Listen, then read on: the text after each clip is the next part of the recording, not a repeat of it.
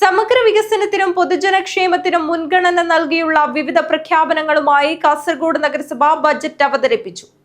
സർവ്വമേഖലകളെയും തൊട്ടുണർത്തുന്നതും നഗരത്തിന്റെ മുഖച്ഛായ തന്നെ മാറ്റുന്നതുമായ 2025-26 വർഷത്തെ കാസർഗോഡ് നഗരസഭയുടെ budget vice chairperson Shamseeda Firoz അവതരിപ്പിച്ചു. നഗരത്തിന്റെ അടിസ്ഥാന സൗകര്യ വികസനം മുന്നിൽ കണ്ട് മുഴുവൻ വാർഡുകളിലെയും റോഡ്, ഓവുചാൽ, നടപ്പാത എന്നിവ പുനരുദ്ധാരണം നടത്തുന്നതിന് വേണ്ടി 6.17 കോടി രൂപയുടെ പദ്ധതികൾ ബജറ്റിൽ തയ്യാറാക്കിയിട്ടുണ്ട്.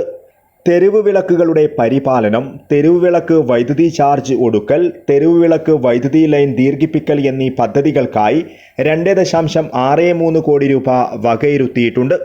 കറന്തക്കാട് റെയിൽവേ സ്റ്റേഷൻ റോഡിൽ വീതിയുള്ള ഭാഗങ്ങളിൽ ഡിവൈഡറുകൾ സ്ഥാപിക്കുവാനും അതിൽ അലങ്കാര ലൈറ്റുകൾ സ്ഥാപിക്കുവാനും നടപടികൾ സ്വീകരിക്കും.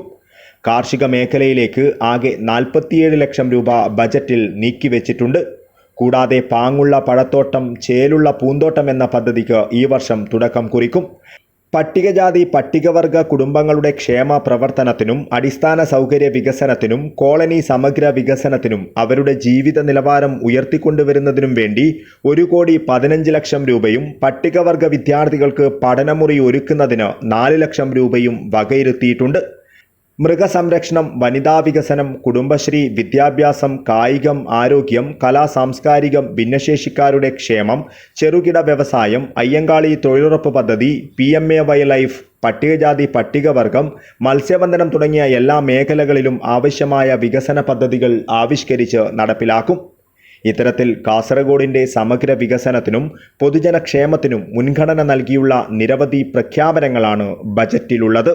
കാർഷിക മേഖലയുടെ വികസനത്തിനായി ഉൽപാദന മേഖലയിൽ കൃഷി പ്രോത്സാഹിപ്പിക്കുക എന്ന ലക്ഷ്യത്തോടെ തെങ്ങ് കൃഷിക്ക് ജൈവവളം, കവുങ്ങ് കൃഷിക്ക് ജൈവവളം, വാഴകൃഷി, നെൽകൃഷി കൂലിച്ചെലവ്, പച്ചക്കറി കൃഷി വികസനം എന്നീ പദ്ധതികൾക്കായി കാർഷിക മേഖലയിലേക്ക് ആകെ 47 ലക്ഷം രൂപ നീക്കിവെച്ചിട്ടുണ്ട്. കൂടാതെ പാങ്ങുള്ള പഴത്തോട്ടം, ചേലുള്ള പൂന്തോട്ടം എന്ന പദ്ധതിക്ക് ഈ വർഷം തുടക്കം കുറിക്കുകയാണ്. തരിശായ കൃഷിഭൂമി പാട്ടത്തിനോ അല്ലാതെയോ കൃഷി ആവശ്യത്തിന് ഉപയോഗപ്പെടുത്തുന്നതാണ് ഈ പദ്ധതിയുടെ ലക്ഷ്യം വെക്കുന്നത്.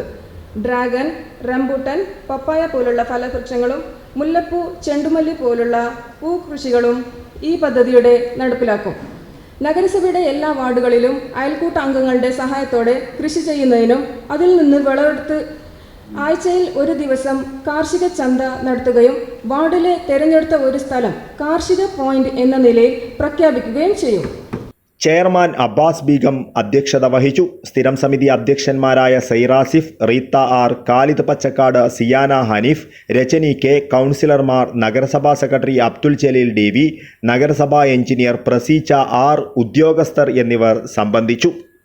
News bureau, Kasaragod.